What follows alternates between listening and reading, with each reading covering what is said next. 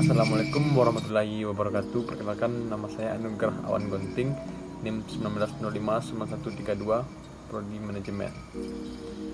Baiklah, pada kesempatan ini saya akan menjelaskan tentang definisi saham biasa dan kelebihan dan kekurangan saham biasa. Pemegang saham biasa merupakan pemilik perusahaan yang sebenarnya. Saham biasa merupakan sumber dana yang permanen, karena akan tertanam dalam perusahaan untuk jangka waktu yang tidak terbatas selama perusahaan tersebut masih menjalankan operasi, tidak seperti halnya obligasi maupun saham preferen. Pemegang saham biasa akan menikmati kenaikan laba yang diperoleh perusahaan. Kelebihan saham biasa yaitu yang pertama, tidak adanya kewajiban tetap untuk membayar dividen kepada pemegang saham biasa. Yang kedua, saham biasa tidak memiliki jatuh tempo. Yang ketiga, saham biasa kurang berisiko bagi perusahaan dibanding dengan perusahaan sumber dana lain. Yang keempat, penggunaan saham biasa akan memperbaiki struktur modal perusahaan. Yang kelima, memungkinkan untuk diversifikasi usaha. Yang keenam, meningkatkan likuiditas. Yang ketujuh, mendapat tambahan kas dan lebih mudah dalam mengukur nilai perusahaan. Selanjutnya yaitu kelemahan saham biasa. Apabila saham biasa dijual, maka akan timbul kerugian seperti yang pertama, berkurangnya pengendalian perusahaan. Yang kedua, timbulnya agency problem dan agency cost karena adanya konflik antara agen. Yang ketiga, menurunnya laba per lembar saham sebagai akibat bertambahnya jumlah lembar saham yang beredar. Yang keempat, perusahaan menjadi semakin transparan dan semakin banyak pihak yang mengamati kegiatan perusahaan, karena dengan menjual sahamnya ke publik, maka perusahaan tersebut menjadi milik publik juga. Baiklah, itulah yang dapat saya sampaikan. Tidak ada kekurangan, mohon dimaafkan. Assalamualaikum warahmatullahi wabarakatuh. Assalamualaikum warahmatullahi wabarakatuh. Perkenalkan, nama saya Anggia Gusmita, NIM 19059130. Baik, pada kesempatan kali ini saya akan menjelaskan tentang jenis-jenis saham biasa dan cara menghitung saham biasa. Baik, pada pembahasan pertama yaitu jenis-jenis saham biasa. Jenis-jenis saham biasa yang pertama itu ada namanya saham unggulan. Merupakan saham biasa dari suatu perusahaan yang dikenal atau familiar secara nasional dan memiliki sejarah laba, pertumbuhan, dan manajemen yang berkualitas. Saham ini memiliki likuiditas yang tinggi atau transaksi yang besar secara nilai atau frekuensi, karena saham ini diketahui oleh para investor atau masyarakat baik dalam hal produknya maupun perusahaannya.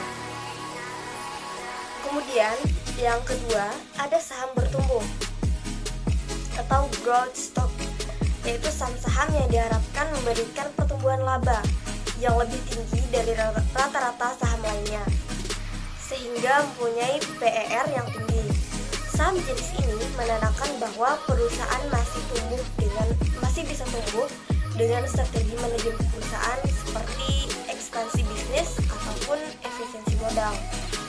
Yang kedua ada saham bertahan atau defensive stock, merupakan saham yang cenderung lebih stabil dalam masa resesi atau perekonomian yang tidak menentu, yang berkaitan dengan dividen, pendapatan, dan kinerja pasar.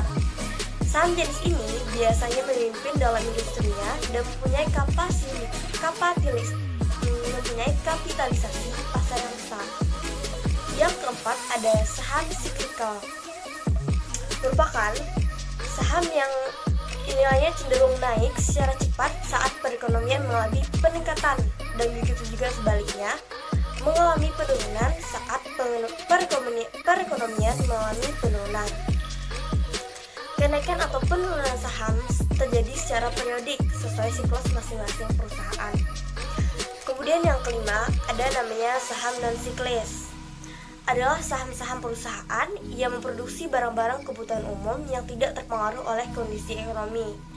Misalnya saham yang menjual kebutuhan sehari-hari seperti kebutuhan alat mandi dan kebutuhan dasar pokok lainnya.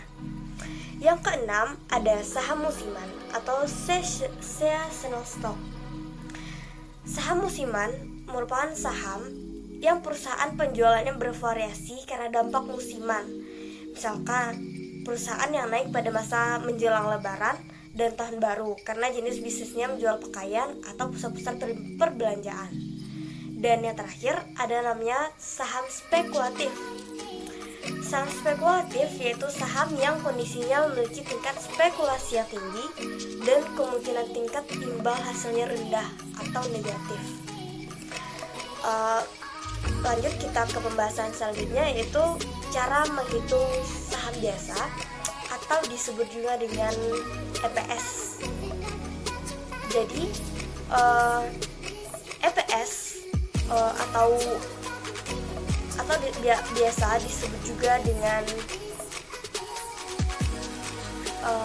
earning per share atau laba per share, merupakan bagian dari laba perusahaan yang dialokasikan untuk tiap saham yang beredar.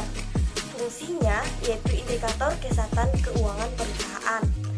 Artinya, laba per saham perusahaan merupakan bagian dari laba bersih perusahaan yang akan diperoleh per saham apabila semua keuntungannya dibayarkan pada pemegang saham.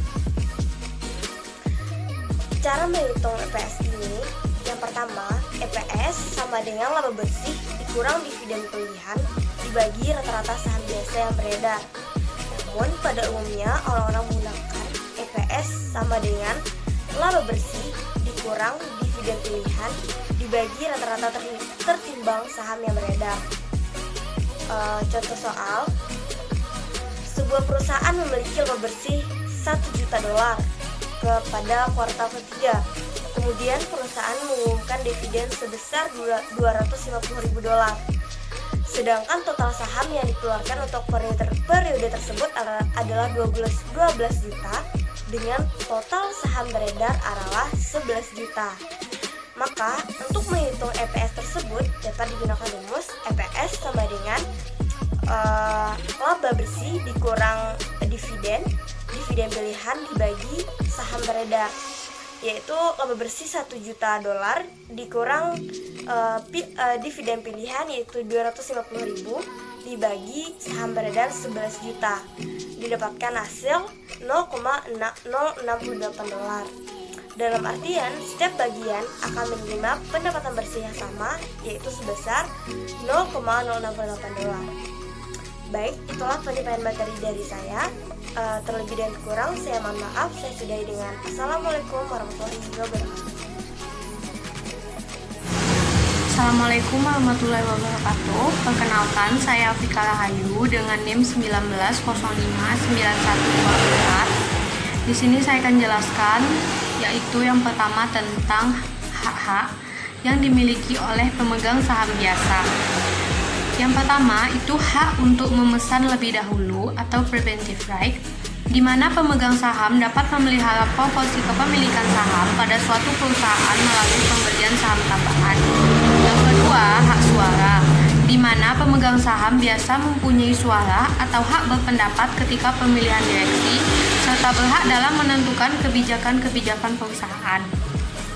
Yang ketiga, hak pilih, di mana pemegang saham biasa mempunyai hak penuh atas pemilihan dewan komisaris.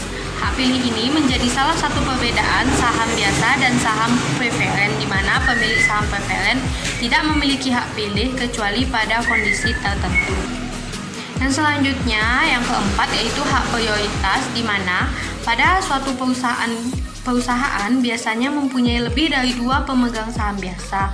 Bagi pemegang saham biasa yang lama akan lebih diutamakan daripada pemegang saham biasa yang baru.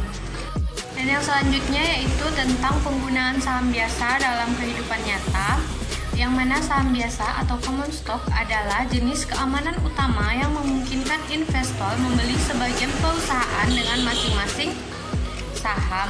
Saham biasa sering memiliki fasilitas seperti memberi investor hak untuk memilih dewan direksi perusahaan atau bahkan memberikan suara dalam keputusan untuk mengubah kebijakan perusahaan, yang mana sudah dijelaskan dalam hak-hak pemegang saham biasa. Tetapi saham biasa memiliki peringatan seperti bagaimana saham kadang-kadang bisa lebih berisiko daripada memiliki obligasi. Saham biasa juga berbeda dari saham preferen, yang menempatkan investor di urutan pertama untuk menerima pendapatan alias dividen berdasarkan pada berapa banyak saham preferen yang mereka miliki. Pemegang saham biasa kadang-kadang juga mendapatkan penghasilan dividen ini, tetapi hanya setelah pemegang saham preferen dibayarkan. Contoh dari saham yang paling umum diperdagangkan dikeluarkan oleh perusahaan publik, yaitu contohnya adalah di Robinhood. Ada beberapa saham paling populer yaitu GA, Aurora Cannabis, Apple, dan GoPro. Perusahaan swasta termasuk perusahaan rintisan juga memiliki saham biasa, tetapi mereka cenderung dimiliki oleh sejumlah kecil pendiri dan investor, yang mana didapat kesimpulan bahwa saham biasa atau common stock adalah seperti tiket bebas duduk atau berdiri di konser, sedangkan saham pilihan adalah tiket VIP. Kedua jenis saham tersebut adalah potongan kepemilikan dalam suatu perusahaan, atau biasanya datang dengan hak suara atau bahkan tunjangan seperti pendapatan yang dibayarkan kembali kepada pemegang saham atau dividen. Tetapi kategori saham utama kedua, saham preferen, memiliki prioritas tempat untuk memiliki dividen sebelum pemegang saham biasa mengetahuinya.